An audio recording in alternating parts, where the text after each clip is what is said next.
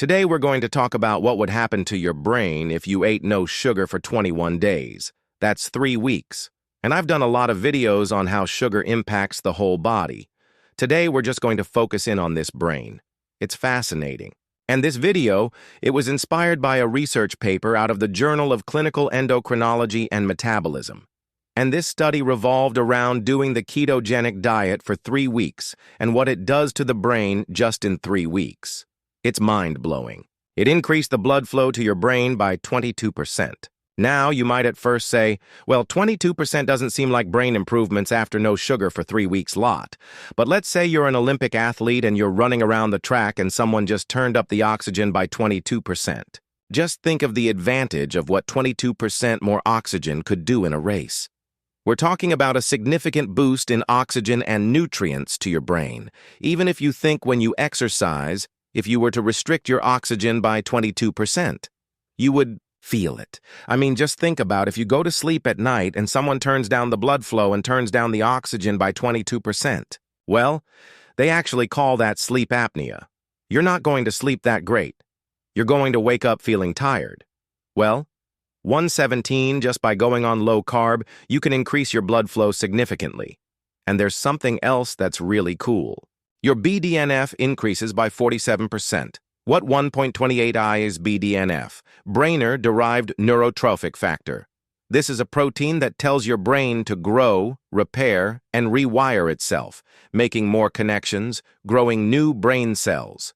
They also consider it an antidepressive molecule because it helps prevent depression and it helps boost your IQ. 3 weeks, no sugar, almost 50% more brain-derived neurotrophic factor. This is like incredible. What would happen in a month or 2 months or 3 months or a year of doing low sugar? At the end, I'll cover what would happen specifically at week 1, 2, and 3. And then I'm going to give you some real simple tips of how to do it. In order to talk about the what happens to the brain if you eat sugar benefits of coming off sugar, I first need to talk about what happens when you eat sugar specifically to your brain, and I think most people might know this, right here. But I'll tell you one thing. Many people do not know this. In fact, I haven't even talked about all of this in any of my videos. So, this is interesting because it's kind of general knowledge that people know that when you sugar, you're going to create a blood sugar swing, right? And you're going to increase insulin. I think also people know when the blood sugar goes down, you're going to feel irritable because you're starving your brain of fuel. You're going to have brain fog. When I was living on sugar long ago, I was in a permanent brain fog. I didn't even know what it was like to actually think clearly and not be in the fog. And I was also highly irritable as well. And also your sleep is messed up. This is why when you wake up in the morning, you're not really awake. It takes you a long time to wake up. Anxiety. Your attention will be low. You'll have less focus. Your memory is not going to be as great. I already mentioned the mood swings. Usually, you're going to be hungry an hour and a half after you ate. How can you actually be hungry? You just ate an hour and a half ago. It's illogical. It's not real hunger. It's the blood sugar crashing, which is not a lack of fuel. The problem is at the cellular level. Because when the brain becomes dependent on sugar, it starts to create a resistance to sugar. That's called insulin resistance. And so the more sugar you eat and the longer you do that, the less of that sugar will get into the cells. This is the brain or body trying to protect itself against this toxic sugar. When you take a diabetic, for example, they're not getting a lot of sugar into the brain. And this is why they have a higher risk of dementia, memory problems. So a lot of these symptoms are merely the fuel 4.05 not able to get into the cells. So literally, the cells are starving for fuel despite all this food coming in. It just you have all this fuel available, 415, but it's not actually being delivered inside the cell. So in other words, eating in sugar makes you hungry. It makes you crave sweets. I was so addicted to sugar, I had to have it every single night. A pint of Ben & Jerry's every single night. I wouldn't even think twice. And also, right when you eat sugar, right after that, your vision is kind of blurry. It's kind of wild. Now, if you've never heard of the data that a B1 deficiency can be created by consuming too many carbs, your health consequences of sugar-induced vitamin B1 deficiency going to want to stick around and really listen to what I'm going to talk about, because this is super fascinating, and it could explain a lot of your symptoms that you're having right now that you're not connecting the dots, because a lot of these symptoms that I'm going to talk about are like all over the place. They don't sound like they're connected, but they are connected to a B1 deficiency. What is B1? B1 is thiamine. It's one of the B vitamins in a whole complex of B vitamins. When you actually consume too many carbs, the demand for B1 goes straight, up, and vertical. You need a lot of B1 to be able to deal with all that carbohydrate. Let's say, for example, with a car, you put a lot of gasoline in there, right? You have the perfect ratio of gasoline to air, but the spark plug doesn't work, right? B1 is the spark plug. B1 allows the combustion of that fuel. If you flood too much fuel into the system without B1, then that fuel does not get burned correctly. You cannot make energy. So without B1, you can't make this, you can't make this, you can't make ATP, and you starve off the nervous system, because those cells have a high metabolism, and they are majorly dependent on B1 more than a lot of other cells. This is why out of all the tissues in your body, the nervous system and the brain are the first one to show up with a B1 deficiency, because the large amount of sugar and carbs that people eat are depleting B1 and they don't know it. So I'm going to talk about all the bad effects that happen from this.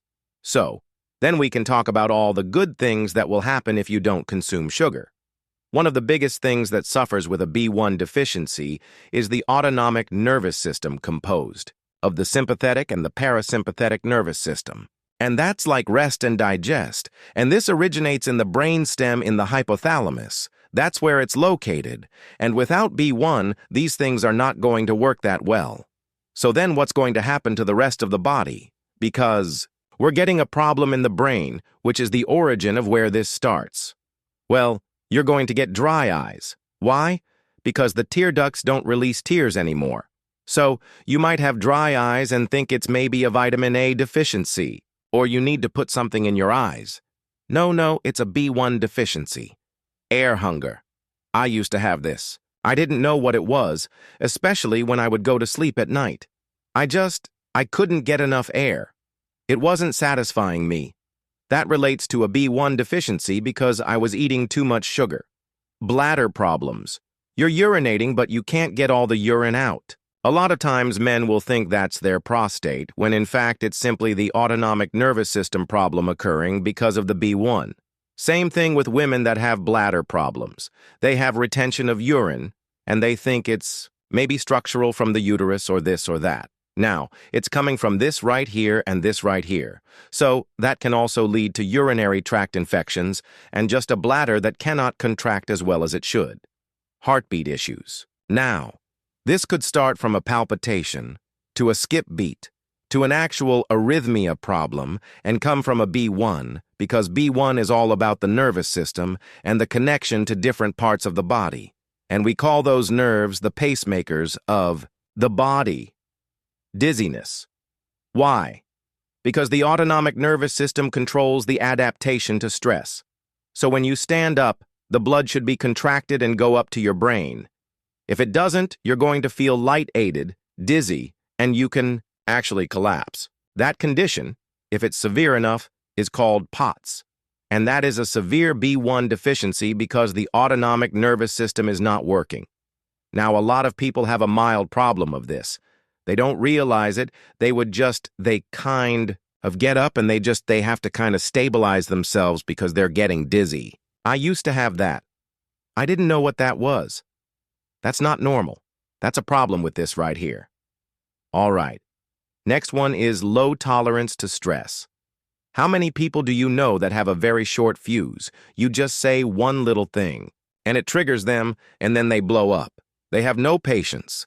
If they're driving behind a slow driver, oh my gosh, that's crazy. If they ever get a situation where they're in a daycare center and they have to babysit like 23 kids that all have blood sugar problems, they can't tolerate that. In fact, I don't think anyone can tolerate that. But your tolerance for stress is dependent on the autonomic nervous system, which is dependent on this right here. Next one is anxiety. What is anxiety? Anxiety is kind of where you're stuck in, this worry. You're constantly thinking about problems more than you should. If someone that you know has a low tolerance to stress,